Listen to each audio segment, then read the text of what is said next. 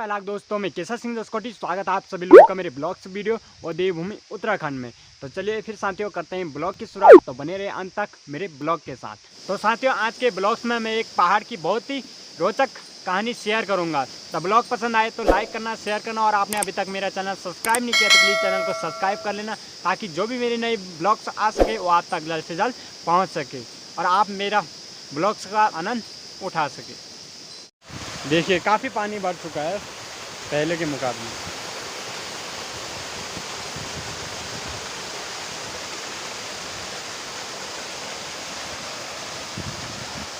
ये खेत हमारे ही हैं।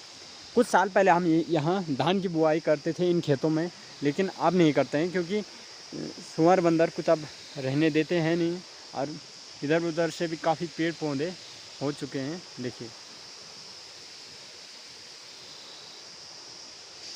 पहाड़ों में जिन खेतों में दूर से पानी आता है धान की रोपाई के लिए, उन खेतों में काफ़ी अच्छे तरीके से फसल होती है, क्योंकि जब पानी दूर से आता है तो वो पानी गर्म होके आता है, तो फिर धान की फसल काफ़ी अच्छे तरीके से होती है। और अगर जब पानी सामने से हो, उसी खेत में निकल रहा हो, तो उस खेत में धान की फसल नहीं होती है, ढंग से नहीं होती है। और जहाँ दूर से आता है पानी वहाँ काफ़ी अच्छे तरीके से धान की फसल होती है। तो इन खेतों में भी हमारी काफ़ी अच्छी फसल हुआ करती थी, लेकिन बंदर सुअर अब कुछ रहने देते नहीं है, तो क्या फ़ायदा धान की बुआई करके।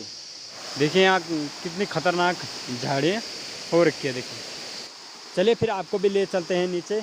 एक ज़बरदस्त झरना है नीचे, देखिए आप भी। तो चलिए फिर आपको भी ले चलते हैं। आप देखिए कितनी भयंकर मात्रा में झाड़ियाँ हैं। देखो पूरी झाड़ियाँ ही झाड़ियाँ हैं। देखिए आप कीट पतंगों की आवाज़ भी सुन रहे होंगे, निन्यारों की आवाज़। देखिए और जो ये आपको दिखाई दे रहा है, ये वाला पेड़ है, ये हरा हरा, ये काफल का पेड़ है, लेकिन इस पर काफल होते नहीं है क्योंकि वही पेड़ है, इस पर काफल होते नहीं है। चलिए फिर चलते हैं। काफ़ी खतरनाक रास्ता हो रखा है। देखिए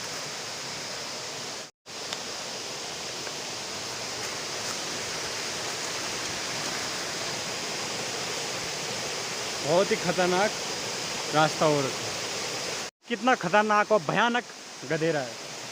इधर से भी पानी आ रहा है, इधर से भी आ रहा है, एक छोटा सा गधेरा, और यहाँ से भी आ रहा है। देखिए गजब। तो चलिए फिर दिखाते हैं आपको एक छोटा सा झरना। ये रहा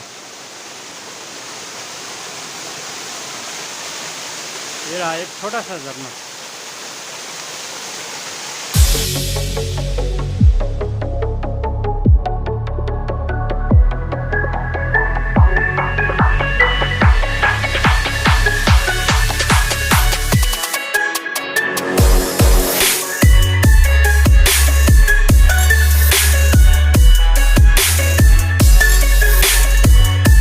अब दिखाता हूँ मैं आपको, मैं कितनी खतरनाक जगह पे आया हूँ। देखिए काफ़ी खतरनाक ही जगह है। चलिए फिर नीचे भी ले चलते हैं आपको। इधर से भी आ रहा है गधेरे, उसे भी दिखाते हैं आपको। देखिए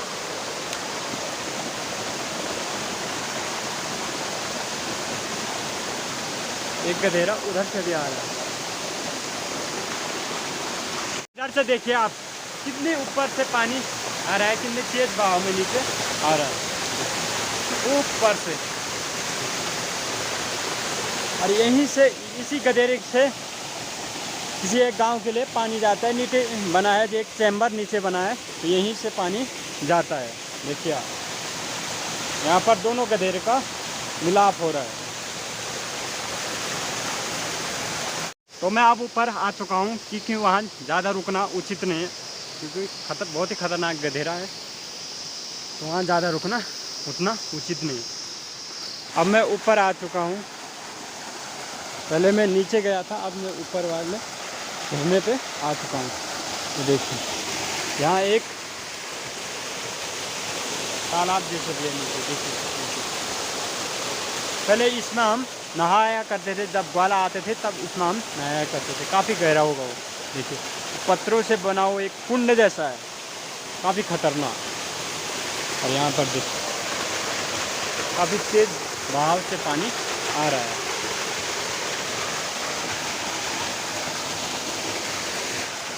पूरे गधेरे में देखिए, वहाँ भी है एक छोटा सा झरना जैसा है। बारिश से काफ़ी भयंकर नुकसान हुआ है। देखिए पूरा खेत ढह चुका है, इसकी पूरी दीवार नीचे जा चुकी है। देखिए, और ये हमारे गांव का क्रिकेट ग्राउंड है, यहीं पर खेलते हैं। काफ़ी बड़ा एरिया है, बड़े बड़े खेत यहाँ पर हैं।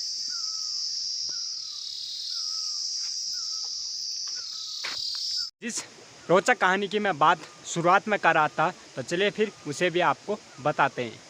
मैं आपको दिखाने जा रहा हूँ कि पहाड़ों में कैसे खेतों को डिवाइड किया जाता है, यानी कि विभाजित कैसे किया जाता है। तो चलिए फिर दिखाते हैं आपको, और उसके पीछे का एक रोचक कहानी भी बताते हैं आपको। ये फिर कुछ इस प्रकार से डिवाइड किया जाता है हमारे पहाड़ों में खेतों को। इस तरफ किसी और का खेत है और इस तरफ किसी और के खेत है, उसको डिवाइड यानी कि विभाजित इस पत्थर से किया है। ये आप देख रहे हैं, ये विभाजित यहाँ से किसी और का खेत है और यहाँ से किसी और का खेत है। तो पहाड़ों में इसी प्रकार से विभाजित खेतों को किया जाता है, यानी कि बंटवारा किया जाता है। देखिए इधर भी है एक बड़ा सा पत्थर, देखिए इसको हम वॉड बोलते हैं। ये देखिए यह बड़ा सा पत्थर, तो इधर किसी और का है और इधर किसी और का है, वहाँ से किसी और का है, उससे अगले किसी और का है। तो ऐसे विभाजित किया जाता है हमारे पहाड़ों में खेतों को। यहाँ पर भी है एक और, इस खेत में काफ़ी सारे पत्थर लगाए गए हैं क्योंकि एक काफ़ी बड़ा पेड़ है। तो अब बताते हैं आपको उस रोचक कहानी के बारे में। दरअसल अभी मैंने आपको दिखाया था कि पहाड़ों में खेतों को डिवाइड कैसे किया जाता था। जब पुराने समय में हमारे बड़े बुजुर्गों के टाइम में अगर कहीं भी कुछ मिस्टेक हो जाती थी, घास इधर उधर कट जाता था, कि तब उसमें काफ़ी मारपीट होती थी, काफ़ी झगड़ा होता था, आरोप प्रत्यारोप लगाए जाते थे। और उस समय क्या होता था कि आप कोर्ट कचहरी का मामला पहले तो होता था नहीं, कि पुराने ज़माने में कहाँ उतने लोग पढ़े लिखे थे, तो कोर्ट कचहरी का कोई मामला होता था नहीं। तो उससे क्या होता था कि उस पर घात लगा देते थे, यानी कि उस पर देवता लगा देते थे। मतलब मंदिर के पास जाकर उसका मामला रख देते थे, और जो भी देखेगा मतलब उसे भगवान ही देखेगा, न्याय करेगा तो देवता करेगा। तो उस समय देवताओं में भी काफ़ी शक्ति होती थी, और उसका भी जल्द, उस समस्या का जल्द निवारण देवी देवता लोग कर देते थे। जिसकी भी गलती हो उसको दंड दिया जाता था देवी देवताओं के तहत। और साथियों कहीं ना कहीं ये पुराने ज़माने में एक न्यायिक प्रक्रिया थी, हमारे पहाड़ में एक न्यायिक प्रक्रिया थी।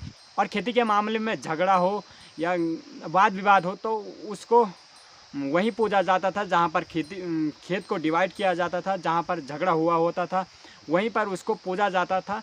तो जो मैंने आपको डिवाइड वाला पत्थर दिखाया जिससे विभाजित किया जाता है, वहीं पर उसको पूजा जाता। पुराने टाइम में खेती को लेकर लोगों में काफ़ी झगड़ा होता था, काफ़ी वाद विवाद होता था, क्योंकि लोग उस समय पूरे तरीके से खेती पर ही निर्भर थे। उनकी आजीविका का मुख्य साधन खेती ही था, वो खेती पर ही पूरे निर्भर थे। तो काफ़ी झगड़ा होता था, काफ़ी वाद विवाद होता था, काफ़ी मारपीट होती थी। लेकिन अब तो ये सब होता नहीं है, क्योंकि लोगों का लगाव अब खेती पर है नहीं, और खेती से उतना कुछ अब यहाँ पहाड़ों में हो भी नहीं रहा है। ये फिर आप दिखाते हैं आपको सिमल व ट्वीण का पेड़। ये है सिमल का पेड़ और ये है ट्वीणी का पेड़, और ये दोनों ही गवर्नमेंट के अंडर में आते हैं। काफ़ी बड़ा हुआ पुराना पेड़ है देखिए, और ये इसकी लकड़ी काफ़ी मजबूत होती है। काफ़ी सामग्री इस पेड़ की लकड़ी से बनते हैं, जैसे दरवाजे, खिड़की, कई तमाम चीज़ें इससे बनती हैं। और इससे भी, इस सिमल के पेड़ से भी काफ़ी चीज़ें बनती हैं, जैसे हो गया बल्ला हो गया, और माचिस की तिल्ली होगी, काफ़ी चीज़ें इससे बनती हैं। लेकिन हमारे पहाड़ों में इनकी कोई वैल्यू नहीं है, इन पेड़ों की यहाँ कोई वैल्यू नहीं है, क्योंकि यहाँ उद्योग तो है नहीं कि इनसे कुछ बनाया जाए, इनसे कुछ नया निर्माण किया जाए तो ये पहाड़ों में ऐसे ही पड़े रहते हैं, ऐसे ही बर्बाद होते हैं। और शहर में तो बनते रहते हैं क्योंकि वहाँ बड़े बड़े उद्योग हैं, काफ़ी नए नए निर्माण इनसे किया जाता है। यहाँ तो वैसे ही पड़े रहते हैं, वैसे ही बर्बाद होते हैं। अब दिखाते हैं आपको एक सुंदर सा टाइम लैप्स, तो एंजॉय कीजिए टाइम लैप्स को।